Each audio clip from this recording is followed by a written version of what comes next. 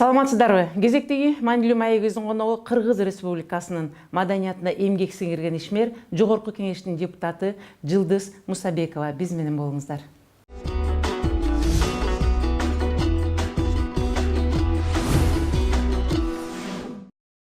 Саламатсызбы Жылдыз айым? Студиябызга куш келиптирсиз. Бүгүн биз эл өкүлдөрүн студиябызга чакырып, Жогорку Кеңеште эң көп айтылган нерсе бул коррупцияга каршы күрөшүү маселеси көп көтөрүлүп келет. Бирок ага карабастан эле биздин бүгүнкү өлкөбүздө коррупциянын дагы деле болсо гүлдөп өсүп өнүп жаткандыгы жөнүндө кече жакында ТЭЦ маселеси боюнча сөз козголгондо ошол жөнүндө сиз көбүрөөк өз оюңузду айтып кеттиңиз эле. Бүгүн биздин көрүүчүлөргө дагы оюңузду ортого салып берсеңиз. Саламатсыздар, урматтуу көрүүчүлөр. Убакыттан пайдаланып көрөрмандарга, угармандарга кутман күн каалап кетмекчимин. Эми бул коррупция деген бул биздин Кыргызстандын эмес эле дүйнө жүзүнүн бир эч алмашкыс, айныксыз номер биринчи душманына айланган. Биз алаканды ачып санасак эмне көп, коррупционер көп дегендей заманда жашап атабыз.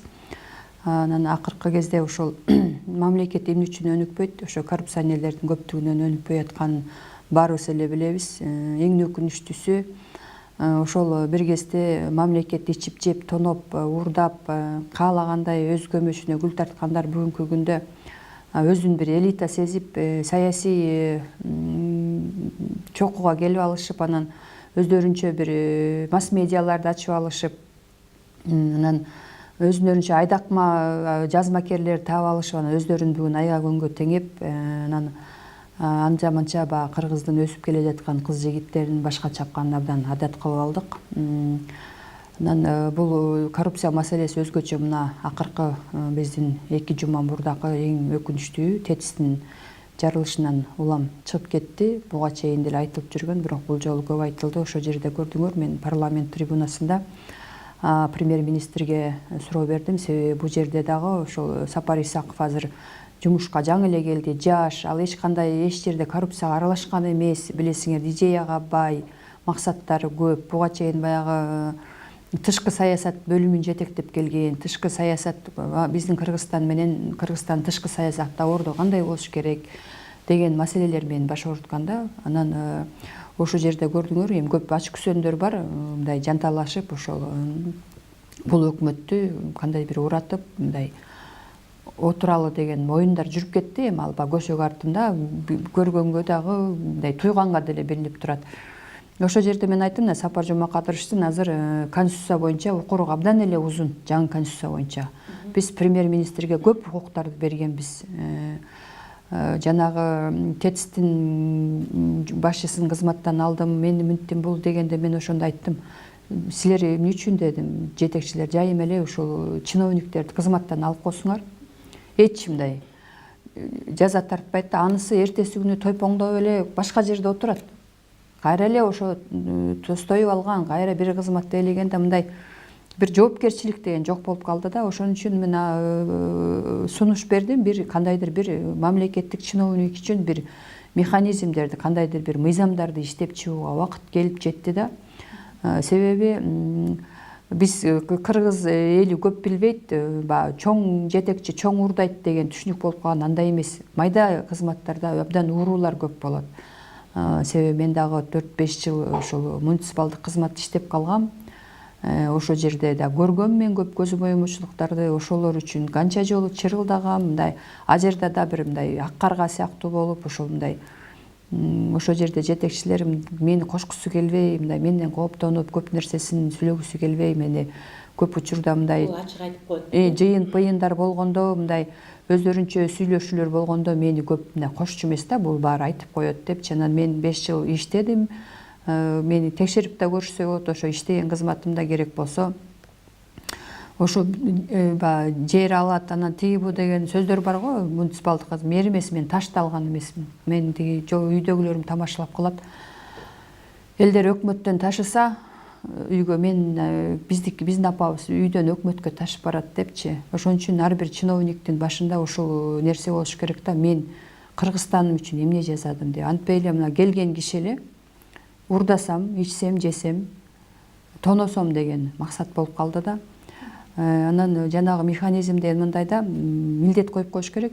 Алганда чиновник мейли айыл өкмөт болсун же айыл өкмөттө бир бөлүмдүн башчысы болсун, мамлекетке ошо өзүнүн кол аркылуубу же тендер аркылуубу же кандайдыр бир тендерге келген, мисалы үчүн ремонтко деп 150 000 сом которсо, ошонун 50 000 сомуна ремонт жасап 100 000 чөнтөгүнө салып койду. Ушунун баары текшерилип туруп, керек болсо 50 000 сом зыян келтире турган болсо мамлекет ошону 3 эсе төлөп бергендей жасаш керек да. Ошондо анан сестене башташат да, иштеш керек экен деп.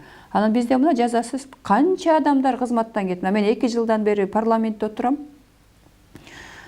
Канча өкмөт алмашты, канча адам кызматтан кетти. Кайра эле карасаң эле 1 айдан 2 айдан тоюп эле жашынакай эле башка кызматта отурат. Аялдардын тепкендери кычыраган машиналар, тойго барса кийген көйнөктөрү, тагынган алтындарынан көз тайгылат. Кайра сени дегендей мыркасыңбы дегендей карап койсо, мына күйөсүң да, болбосо ошол мамлекеттик эле майда чиновник алган айлыгы бир 20 000 сом, 15 000 сом айлык алат. Бирок жашаган жашоолорун көрсөң, булардын баары кайда? Мына биз ошо башынан күрөшпөгөн үчүн, баарына жай койгон үчүн азыр мектепти бүткөн, окуу жайды бүткөн балдар мен ошо жерге барып иштеп стаж алсам экен, үйрөнсөм экен деген ою жок. Кайсы жер май талкандуу, кай жерден кандай акча жесем ошо жерге барсак. Мисалы үчүн кээде деле бизге келет туугандар резюмесин көтөрүп алып, могу жерге орноштуруп коюңузчу. Мен аяк орноштура албайм, мен вообще резюме алып кире албайм бир жака. Эмне кыласың десем, ал жерде деген акча көп экен, бюджети момунча миллион экен, анан момундай экен, анан баягы мертвый душилер көп экен. Мында уже студенттер, бүткөн студенттер билет каерде эмне акча жатканын. Элдикин кантип жесе болот. Элдикин кантип жесе болот экен. Сөзүңүзгө Аралжы, Жылдыз айымына жогоруда сиз деген жетекчилер жазаланмай келе жатат деп айтып атпайсызбы? Бул жерде ушу жогорку кеңештин өкүлдөрү тараптан же жетекчилер тараптан бир гана нерсе айтылбай калды. Бул тестти реконструкциялаганда мэр болуп Кубанычбек Кулматов мырза иштеп турган. Бул киши ошол проектини кабыл алган. Мунун деген капсуласын коюп ачканда ошол кездеги премьер-министр Темир Аргенбаевич барып ачкан. Эмне үчүн бүгүн ошо Кулматовдон дагы чакырып, мунун башын кандай баштадыңар эле, бул көчөттө кандай отургуздуңар эле, эмнеге бул бүгүн өспөй курап калды деген маселе коюлган жок. Эми сиздин оюңуз боюнча бүгүн ошону баштап, түптөп, негиздеп, аягына чыгарбай чала таштап кеткен Кулматов жооп бериш керекпи, же кече жакында жумушка келип, ошол жумушту кабыл алып, анын чоо жайын жакшы билбеген Айбекалиев мырза жооп бериш керекпи? Сиздин оюңуз кандай? Эми бул биздин ТЭЦ деген өтө эң олуттуу стратегиялык объект болуп кетет. Анан билесиңер, мен 95-жылдан баштап ошо парламенттик кабарчы болуп иштегем. Анда эл өкүлдөр жыйынынан мыйзам чыгаруу жыйыны деген болчу. Ошондо мына ОЗП кышка даярдык болгону келгенде ошол тиешелүү жетекчилер келип, ошондо эле ушул маселелер көтөрүлчү. Мына ошондо эле Раматлык, мына Доронбек Садырбаев баш болгон, мына ошондо эле Сооронбай Шариповичтер, мына Алмаз Шаршеновичтер бүт депутат кездери эле да ТЭЦ маселеси келгенде ушул нерсе көтөрүлчү. Кышка даярдыңар дегенде ТЭЦте бүт бардык нерсе эскирди. Ичип жеп атасыңар, электроэнергия тиңдей мындай деген ошондо эле ошо хором жооп берчү. Баары жакшы, баары жакшы. Өткөндө мен жазбадымбы? Бунун өзөгүн бүгүнкү күндөн издебеш керек. Мунун өзөгү те ылдыйда. 25 жыл деген мындай жалпак кыргызча айтайынчы, сен 25 жыл үйүңдү жыйнабай койчу. Такыр жыйнабай кой 25 жыл. Ичип жеп ыргытып эле 25 жылдан үйүңө кирип көрсөң, өзүңдү таппай калган. Биз ушундай кырдаалда жашадык да. 25 жыл биз үйүбүздү жыйнаган жокпуз. Үйүбүзгө жаңы буруу алып келип бураган жокпуз. Ичип жегендин гана үстүндө болдук да. Ошон үчүн мен Фейсбуктагы да баракчама жазып чыктым бул маселеничи. Буга бүгүнкү кээ бир жана кыйкырып, герой батыр болуп сүйлөп атпайбы? Парламентти карап көргүлө, мен өз коллегаларыма көлөкө түргүзүм келет, бирок биздин парламентте азыр канча экс премьер-министрлер отурат? Канча экс жетекчилер отурат? Ошолор кайра уялбай суроо берип атышат да. Ал эмне кылды эле? Эмне кылды эле депчи. Анан эми Кулматов жөнүндө да мына көп сөздөр айтылып атат. Эми бул киши баягы Жантөшевдүн Каныбек романындай эле адам экен, чын эле. Отко да салса күйбөйт, сууга салса да чөкпөйт. Бул киши менен мен мэр болуп иштеп калгам, иштешип калгам. Ага чейинки мен негизи бирөөнү салыштырып, бирөөнү мактап, бирөөнү жамандаган жаман көрөм, бирок баягы Исия Шешенкулович мэр болуп турган кезде да иштешип калдым эле. Көп реформа жүргүзгөн мэрияда. Ош базарын тазалоо, тигиндей мындай аймактык башкармалыктарда шаар тургундарына кызыгып, мисалы үчүн мен муниципалдык аймактын башкармалыгы эле мен 6-да эле турчумун. Ушул Исия Шешенкулович кайсы маалда кайсы конушума келип калат деген нерсе мененчи ал киши ушундай кылып, андан ар бир жумасында чогулуш кылып, ушу шаарда 26 МТУнун башчысы болсо баарынын аты жөнүн, эмне кызмат кылат, эмне жүрөт бүт билчү. Кулматов келгенден кийин биз мындай койчу эле жайылып басып калганбыз. Бир да чогулуш кылган жок, бир деле бир жолу жогон конушка басып келген жок. Тазалык болсо өлдү дейт, анан билбейм кандайдыр бир сыйкыр таягы барбы. Ушундай нерсе болот. Ошо реконструкцияда ошо түздөн түз тиешеси болгон. Биз Кубанычбек Кулматов келгенде жалаң бизге жетекчи болуп, там бажыканада иштеген балдар келди, баягы жан конуш эмне экенин, тигиндей мындай экен түшүнбөгөн, баягы эми аны деле убагында айтканбыз дегенбиз. Анан көбүнчө мындай экен да, ыйлагандын көзү жаман, сүйлөгөн сөзү жаман болупчу. Анан ошол жакшы бир чындыкты көзгө сайып айтсаң, тескерисинче ошол команда уга калып, бириге калып, эми алардын акчалары бар, жазмакерлери бар, кайра сенин үстүңөн жугунду төккөндөй учурлар болот экен. Анан сөзсүз түрдө алардын дагы жоопкерчилиги каралыш керек болчу. Мына Жантөрө Сатыбалдиев премьер-министр болуп турган ошол кезде анын да жоопкерчилиги каралыш керек эле да. Эми бул жерде мындай чиеленишкен маселелер көп да. Анан бизде ушул да мындай, жана айттым го, жоопкерчиликти эч ким алгысы келбейт. Мен кеттим, мендей эмне болсоң ошо бол деген саясат менен жашап атабыз да. Ошон үчүн Сапар Жумакадырович жаш премьер болгондон кийин Алмаз Шаршенович айтып атат, мен күрөшөм, мен эчки коррупционердин баарын жок кылам, мен аягына чыгарам деп атат. Ошонун сөзүн мындай бир эме кылып алып алыш керек да, насаат кылып алып туруп, уран катары кабыл алып туруп, улантыш керек, күрөшүш керек. Көп болсо ызы-чуулар болот, ызы-чуулар болбой жүрдү беле. Бирок акыры биз кыргыз деген оңолуу жолуна түшүшүбүз керек. Дүйнө мамлекетинде баары эле ушундай болгон, бүт өнүккөн өлкөнүн баары ушул жолду басып өтүшкөн. Сөзүңүздө калет жок. Мына бул чындыкты айтуу боюнча сиз дагы бир топ мунун азабын чектиңиз окшойт. Чындыкты айтуунун арты менен буйртма макалаларды жарыялап, сиз жөнүндө да бир топ коомчулукка туура эмес нерсе болду. Бул биз дайыма бир нерсени деген ишенишибиз керек. Ак эч качан сынбайт, ал ийилиши мүмкүн депчи.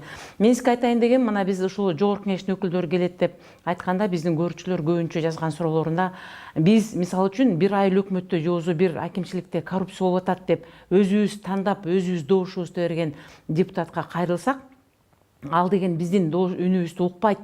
Ошол жетсе дагы тескерисинче кайра акимге чалып, сенин элиң даттанып атат, ушуну бир оңдоп койбойсуңбу, түздөп койбойсуңбу, бул деги ак үйгө жеткени калды деп ага маалымат берип, жең ичинен эле бүтүрүп койгон учурлар көп болот деп айтышат. Мен мисалы үчүн эл өкүлү катары ушу эфирден пайдаланып сизге бир нерсе айтып кетейин. Ушу маселе кийин көтөрүлө, эл өкүлдөрү бизди угар экен. Мен ошо өзүмдүн көрүүчүлөрүмө кошулуп бир нерсе айтып кетейин. Бул мага кече жеткен маалымат боюнча, мисалы ТЭЦке 50.000 тонна көмүр түшөт экен. Бир канча убакыттан жагылып, ТЭЦ деген кайра акча сурайт экен. Тиги 50.000 тонна көмүр бүттү, күйүп түгөндү, бизге дагы 50.000 тонна көмүр керек деп. Ал учурда деген депутаттардан комиссия түзүлүп, ал 50.000 тонна көмүр кайда кетти деп текшерип барганда, ал көмүрдү атайын бир уяча бар экен, үңкүрчө. Ошого тегиз деп коюшат экен дагы. Комиссия барганда көмүрдүн орду эле көмүрлөр жатат дагы, ал эми 50 тонна үйүлүп жаткан көмүр жок болуп чыгат экен. Алар деген мынакей, 50 тонна көмүр кайда десе, ал күйүп жок болду, мына түгөндү, биз деген шаарды жылыттык дейт экен дагы. Алар деген комиссия деген чын эле көмүр жок экен деп ТЭЦке кайра акча бөлөт экен дагы.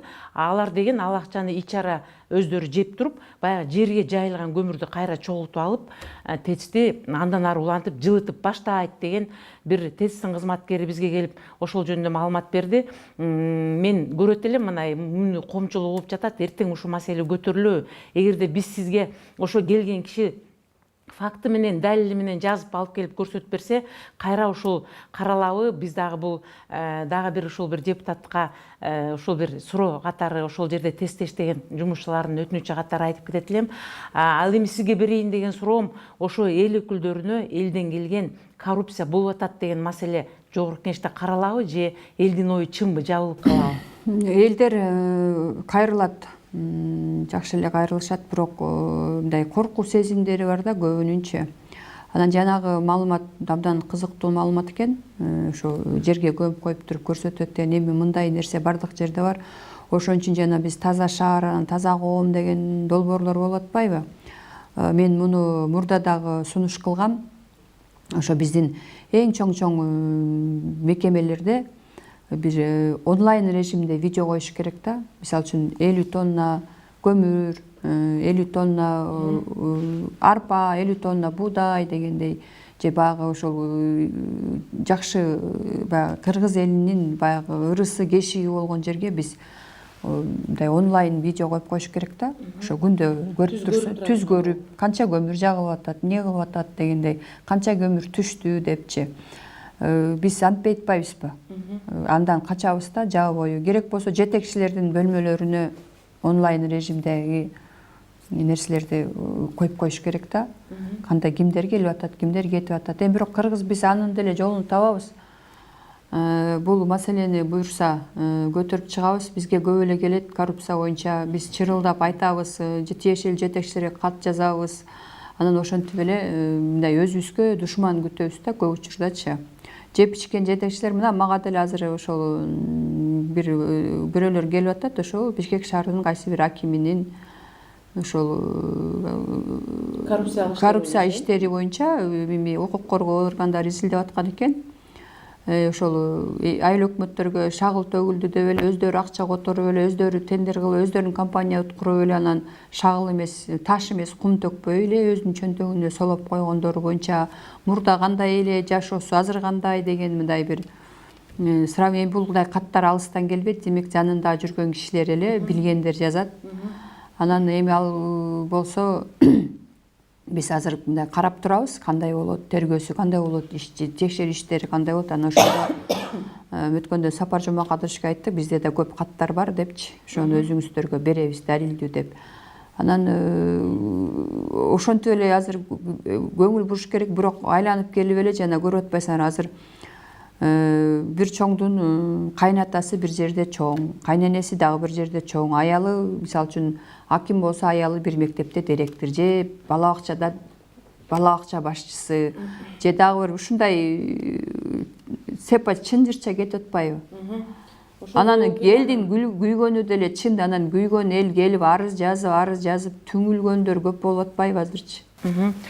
Мына дагы ушул тест жөнүндө бир маселе.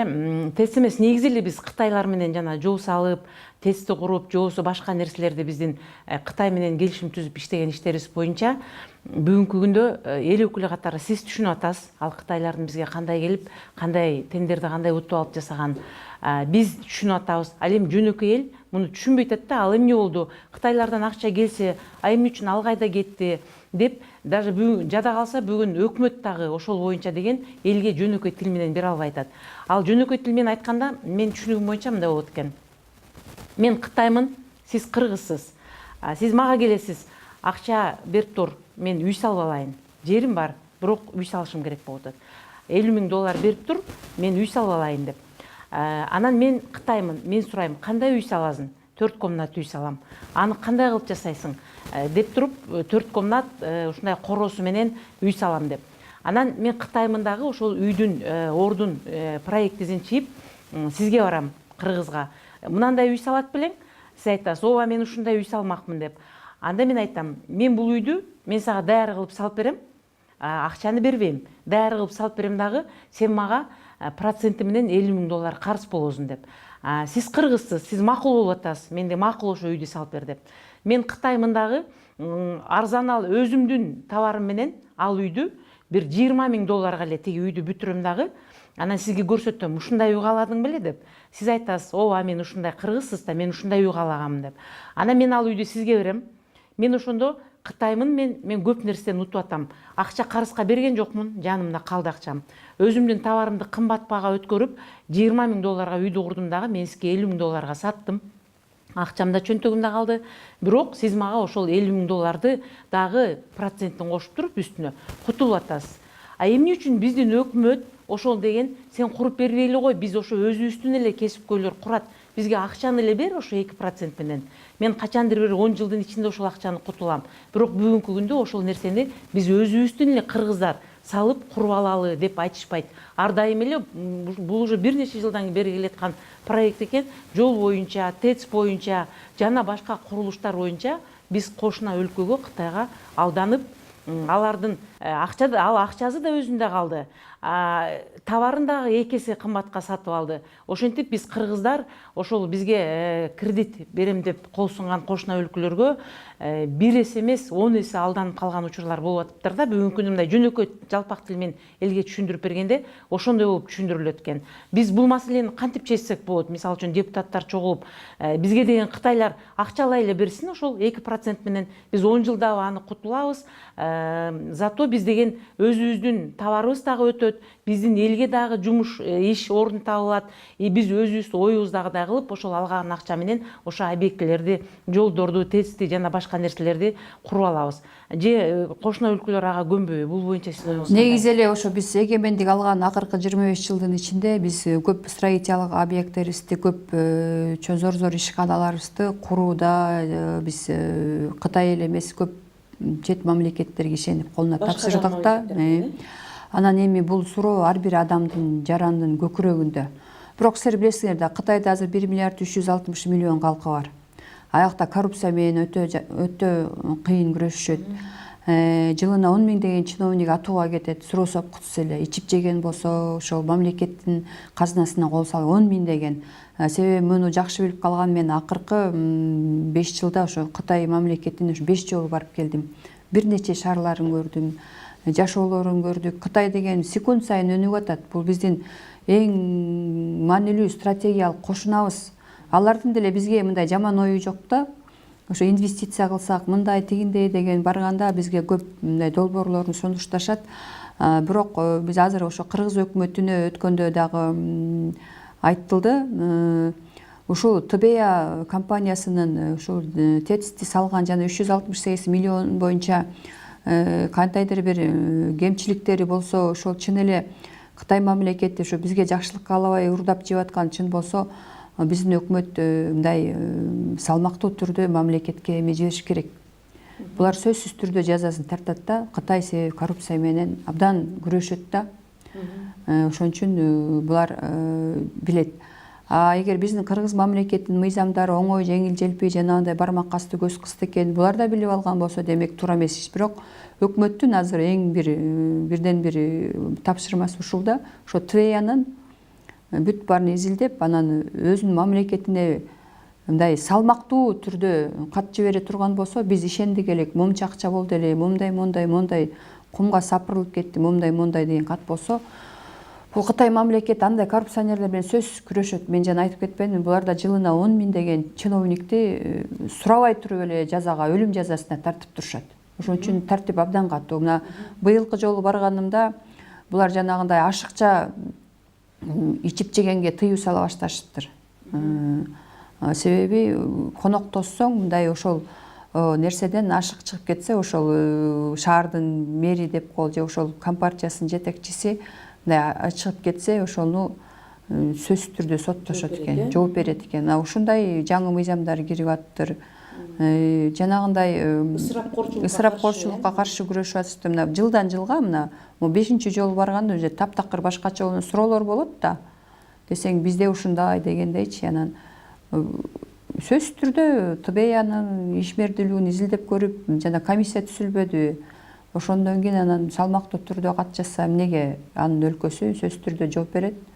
Анан бул көйгөй ар бир эле биздин жетекчилер бирөөнү инвестиция тартуу дегенде бизде сөзсүз түрдө бирөөнүн кызыкчылыгы турат да, өзүнүн нерсесин көздөшөт. Анан билесиң ошону, анан бир кызыкчылыгын көздөгөн адам экинчиге каршы чыгат да, эгер ошондон кемчилик кетсе кыйкырып чыгат. Мына мен туга каршы чыккан болчумун. Көрдүңөр, мен укпай койдуңар эле, момундай болду деп. Бирок өзүнүкүн айтпайт да, мен анда тигинин кызыкчылыгын колдоп буга каршы чыккан деген ушундай бизде бармакка басты көз кыста нерселер көп чындыгында.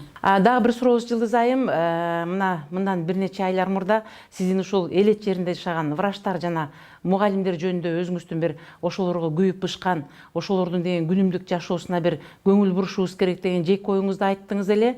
Бирок ага карабастан сиз жогоруда айтып кеткендей бир буйртма тапшырма болуп кеттиби, өзүңүздүн эле кесиптештериңиз аны башка жагына буруп айтып чыгып, ушул тема жабык боюнча калып калды. Ушуну бир коомчулукка мүмкүн болсо азын олак ошол жөнүндө кайрадан айтып кетсеңиз. Ушуну туура эле сурадың да, мындай да, биз баягы азыр өткөндө мэр чыгып атпайбы, шаардагы маршрутниктерди алып, маршруткаларды алабыз депчи. Ошо ойго салып жибердиңби? Себеби бир кезде мен парламент трибунасынан ушул маршруткалар боюнча маселе көтөрүп чыккам да. Ушул маршруткалардын айынан бизде авариялар көп, киши тебелеп кетүүлөр көп болуп атат. Мурдагыдай союз кезиндей маршруттар жоготуп, автобустар салышыбыз керек. Маршруттардагы деген мурда билесиңер да, эртең менен рейске чыккан водительди нарколог өткөрүп, врач ден соолугун карап чыгарчу да. Азыр бул маселе эмнеден улам көтөрдү? Ошо 216 маршруттун айдоочусу бир жүргүнчүнү сайып салган да. Анан текшерип келсе, мына көбү деген баягы мурда кийин абакта жатып чыккандар болуп, бир бомба болгондо мен ошону көтөрүп чыксам, мени бүт Бишкектин маршрутниктери мага каршы чыгышкан. Ошо отуруп алып, жазып, заказ берип, эми кээ бир сайттарга чыккандан кийин жыл өткөн изилдетип отурсак, бирөөнү жамандаш үчүн 5000 сом эле төлөп коет экен. Багы Facebook'та отурган аккаунту көбүрөөк фейктери барларгачы. Андан кийин 4-чү төрөт үйүндө билесиңер, гепатит оорусу менен ооруган врачтар иштешет экен. Ошол маселени көтөрүп чыккам мен Талант Батыралиевке. Мына ушундай гепатит менен эми Кудай сактасын, эми андай ооруда эч ким эме боло албайбыз, кепил бере албайбыз. Бирок гепатит менен ооруган врач дегендин мыйзам боюнча ошондой төрөт залдарына жанагындай кан алган, кан берген деген мындай бир открытый рана деп коет го, ошондой жерлерге иштебеш керек. Башка жерде иштей берсин, мындай жай чарба дегендейчи. Бул жөнүндө мыйзам. Ушуну көтөрүп чыксам, мага мындай бүткүл дүйнөнүн врачтары каршы чыгышты да. Анан 3-чү маселе, мени жакшы билишет, менин апам мугалим. Менин кайненем дагы өмүр бою мугалим болуп иштеген, орус тилчи. Атбаш районунун көп мектептеринде мектептин директору болуп иштеп жүрүп, ардактуу пенсияга чыгып, андай мына биз апам экөөбүз 18 жыл бир үйдө чогуу киришип, талашып, эне баладай чогуу этимде жетелешип чоңойдук. Мына 1 жыл болуп калды каза болгон. Анан эмнеге күйдүм мен? Ошо биздин комитетке ошол билим берүү министрлигинин ушул канча миллион евро боюнча отчету келди да. Ошондо зам министр айым алып келген. Анан отчетунда эле мынткенбиз, тинткенбиз, мындай деп, эми ошондо мен күйүп кетип айттым: ай, силер мугалим эле дейсиңер деди. Мына мектептерди бир директор 15-20 жылдап башкарат, район оңор 30 жылдап кетпейт, ээлеп алган. Мектепке барсаң, кароолчусу кудасы, бухгалтери кудагыйы, бирдемеси, секретаршасы, келини, баланчасы, кызы, эмне жокпу мындай маселе? Мен азыр ушул маселени эми көтөрүп атышат да мектептерде. Мен муну жаңы парламентке депутат болуп келгенде эле көтөргөм. Мына могу мектепте могу директор 25 жылдан иштейт. Могу району 30 жылдан бери мен факт менен кылып, дайыма реформа дейсиңер, мугалимдерди окутуп, чокутуп атабыз дейсиңер. Себеби мен 2-3 жолу чет өлкөгө барып калдым. Мына барганда ошо жактан биздин мугалимдер менен кезигишип калдык да, окууга келгенбиз, симпозиумга келгенбиз. Бирок бүт карасаң Бишкек шаарынын мектебинин директорлори ушундай да. Мен айттым, эмне үчүн ошо чет өлкөгө Алайдан барбайт, Алабукадан барбайт, Чаткалдан барбайт, Баткенден барбайт, Атбашыдан барбайт деп мындай чоң анан суроолор болду. Анан ошо жерде мугалимдин да жоопкерчилиги каралды. Мен айттым, биз бала кезде дедим, биздин мугалимдер малга чөп салганы чыкса да шляпасын кийип галстуктан чыкчу. Менин да жездем директор болгон. Ошо мен таң калып, жезде десем күлчү да, биз деген коомдун күзгүсүбүз, биз айылдын элитасыбыз. бизди көргөндө мугалим ушундай болоорун окуучулар да сезиши керек. Биз мындай кандай жерде болсо да ушундай коюп турушубуз керек деп. Анан мен ушу жерде айттым, эми мугалим деген мектепке чындыгында билим бергени, ушу билим бешигин ачканы келет. Мугалим деген мектепке уйсаганы же кой кайтарганы келбейт деп мен баягы жалпак тил менен айтсам, ошол күнү ошо зам министр аял кийин кызматынан алынды. Мына бүт директорлерге буйрутма берип, мугалимдерди уйчу саанчы деди деп, мындай эми аялдан өткөн ушундай акмак жок болот экенбиз, ушундай кылды да. Мени аны болсо эми Бишкек шаарында биздин директор эжелерибиз бар, курбуларыбыз бар, бир туугандарыбыз бар. Фейсбукка киргиле жазасыңар деп бүт мына мугалимдер каршы чыкты да, анан урушуптур да, биз билбейбиз Фейсбук десе, эмнеге билбейсиңер деп мына күлүшөт азыр, ушу сенин артың менен дейт. Сени каралоо максатында Фейсбукту да үйрөнүп алдык дейт. Анан мен эч качан мугалимдерге, акалатчандарга мындай акарат келтирген эмесмин. Себеби мен карапайым эле комбайнчылык кыз эмесмин.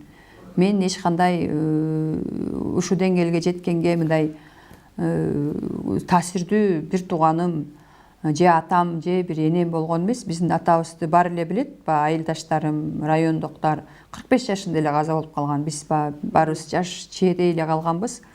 Өзүбүз окудук, өзүбүз чокудук. Бирок мен эмне үчүн ушу мен жаяң чындыкты айтып жүрүп ушу деңгээлге жеттим. Бир эмеге кылган жокпуз. Анан ушуну түшүнгөндөр түшүнүү менен кабыл алды. Бирок ошону жазгандардын Акипресстен чыгарды. Ошол кыз деген журналист кыздын боюнда бар экен. Мен болгону эле мындай, себеби менин да кызым бар да, мен кыздарга көп жаман нерсе каалабайм. Убагында ачууланып, эмоция калтырганда бир нерсе айтып алышы мүмкүн, бирок просто ичимен элеп калдым. Ошо мага жазалган нерсени ушу баласынан көрсүн дегендей эле бир жөн жай гана мындай ой таштап койдум. Анан ой деген мындай да баары айланып келип тиет да. Ошон үчүн мындай мени каралоо компаниясы дайыма активдүү иштейт. Ал ичинде өзүмдүн кесиптештерим да бар, сөзсүз түрдө катышат. Мындай экен да, адам баласы, адамдар ушундай экен, бирөөнүн ийгилигин көрсө кадимкидей капа болот экен. Мен аны көрүп эле жүрөм, капа болуп, жаман кейип кептишет экен да. Анан сенин бир жаман жагыңды көрсөк сүйүнүп, жетін албай жүрү деп бири-бирине жеткирип, жарыялап, сүйүнчүлөп, WhatsApp'тан жиберип, мессенджерден жиберип, аябай болот экен. Биз ошондой коомдо жашат. Ошон үчүн мен мындай көп капа болбойм да, чындыгындачы. Ушундай нерселердин негизинде бүгүн биздин коом булганып, бирибизге болгон жаман оюбуз менен бир өзүбүз көтөрө албай жатканыбыз дагы ушунун негизинде деп мен ойлоп кетем. Эми сөзүбүздүн аягында Жылдыз айым, мына сизди жогорку кеңеште көбүнчө мүнөздөмө бергенде ар бир адамдын мүнөзү болот эмеспи? Ким кандай өзүн алып жүрөт, кандай сүйлөйт, кандай тамак жейт, кандай жогоруда сиз айткандай кандай көйнөк кийет деп. Сиз жөнүндө жогорку кеңеште ушундай чогулуп отурган жерде сөз болгондо сизди көбүнчө эркек мүнөз деп айтышат. Ал деген болгондой айтат, ачык айтат. Сиз антип ойлой бербеңиз, анткени коомчулукта деген сизди сыйлап, урматтап, ушу сиздин сөзүңүзгө кошулган дагы биздин көбүнчө тарапташтарыңыз бар деп ойлойм. Ошол өзүңүздүн бир бала кезиңиз жөнүндө, бала чагыңыз жөнүндө сөзүңүздүн аягында көрүүчүлөрүбүзгө азын-олук сөз кылып берсеңиз. Эми мен бала чагымды абдан мындай сыймыктануу менен эстейм. Мен себеби абдан сонун балалык күндөрдү өткөргөм. Ошол апам менен атам, раматылык Тайне тайта мени 2 айымда багып алышкан экен. Ошо мамабыз бул Женпетте көз экзамен берем дегенде мен февралдын 23-үндө төрөлгөм. Анан кетип атканда ошол кыйналып, көз экзаменден кыйналып калам деп апасына таштап берип кеткен экен. Анан менин атам чоң мергенчи болгон, СССРдан алган корочкасы бар. Баягы бүркүт кармаган, тайган кармаган, мүнүшкөр, саяпкер, андан сырткары мергенчи болчу. Буларга жылда союз эме берчү да, план. Мынча түлк атасың, мынча карышкарды атасың, мындай кармайсың, мынтесиң деп. Анан мен балалыгым ушундай керемет ат башынын чоң жайлоолорунда өткөн. Анан ушу апам менен атам мени ушундай сүйгөн экен. Баягы кыздары күйөөгө тийип 20 канча жылдан кийин мени багып алып атышса, анан мен ушундай жайыма коюп чоңойткондо ошол эркин чоңойгом. Мен ошо өкүрүп бакырып, досторумдун баары мына эркек балдар болчу. Азыр мына Акмоюн деген айылда чоңойгом. Азыр Акмоюндук байкелерим күлүп калат. Сен көчөгө чыкканда баарыбыз тиги жүрөгүбүз сырпылдачу, балдарыбызды качан сабап салат, качан мындай болот депчи. Чын эле мен мындай апам эч качан тыйган эмес. Ай кыз мындай бол, сен кызсың деп мен ошо эркекче кийинтип, шапка кийгизип, шым кийгизип, ошо велосипед тептирип, анан аябай жанагы эмени рогатка атчумун да. Анан пара тепчүмүн. Анан кышкысын пара аябай маселе болчу да. Апам жазап берсе, агам бар эле 71-жылкы. Ошо сен деген мени уялтып, качан болсо көчөдө сөгүнүп жүрөсүң, сени кыз дейт деп ошол мага тыйып, анан парамды алып отко салып ичү эле да. Анан байкуш апам кар эски шейшепти жыртып анан мага пара жазап берчү да. Бул ойнойт, бул парасы болбосо капа болот деп. Анан мен да кийин акылдуу болуп калдым. Үйгө келатканда мынтип мурунду минтип коюп туруп, анан бир параны алып бияк колтугума салып, рогаткамды бияк колтугума салып, анан тыпылдагыс болот эле да машина деп, дөңгөлөктөн тыпылдакты вуу деп эшине алып келип токтотуп коюп, анан үйгө кирип, апам акыртын берип. А жайкысын болсо жакшы болчу да. Любой чөптү алып, пара жазат, тээп, ойноп жүрө бересиң. Анан бизде ошо Боронду сай деген чоң сайда жыландуу суу бар эле да, жана суу жыландар болот го, зыяны деле жок. Анан ошого өлөр тирилериме карабай түшчүмүн да, мелдешип алып балдар мененчи. Жылдыз эркек түшөсүң деп койсо эле ошо менен. Анан сууга балдар түшчү эмес, мен түшүп чыкчумун да ошо жыландардын арасына.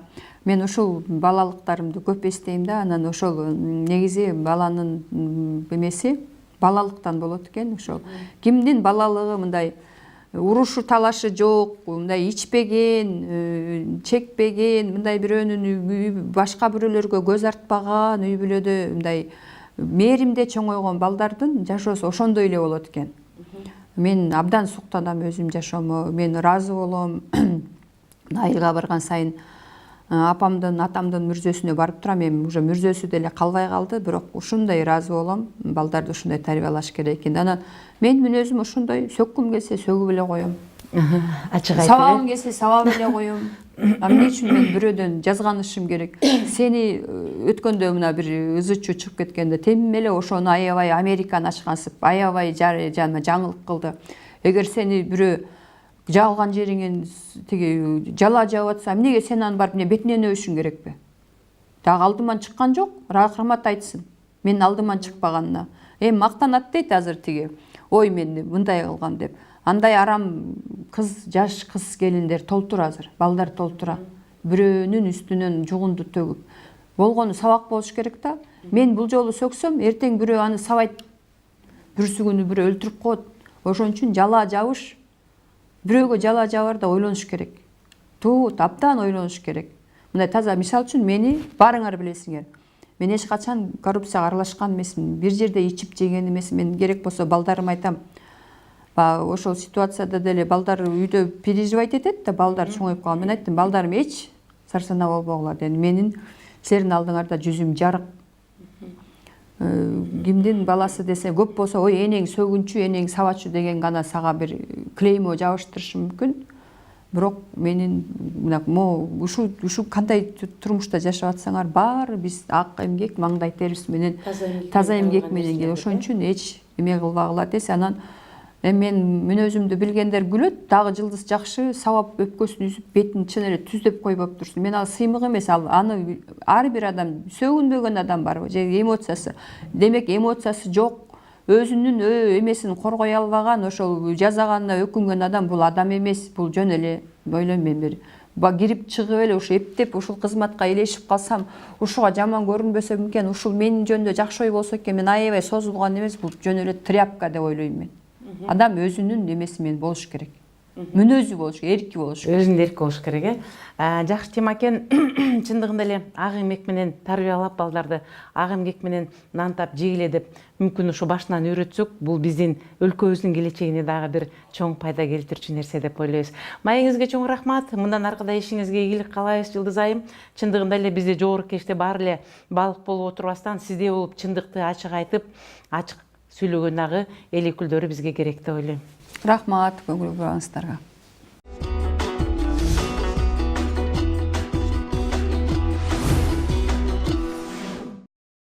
Ушун менен маанилүү маегибиз соңуна чыкты. Сиздерге Кыргыз Республикасынын маданиятына эмгек сиңирген ишмер, Жогорку Кеңештин депутаты Жылдыз Мусабекова келип маек куруп берди. Сиздер менен Үмүт Мукамбетова болду. Кайрадан кездешкенче саламатта болуңуздар.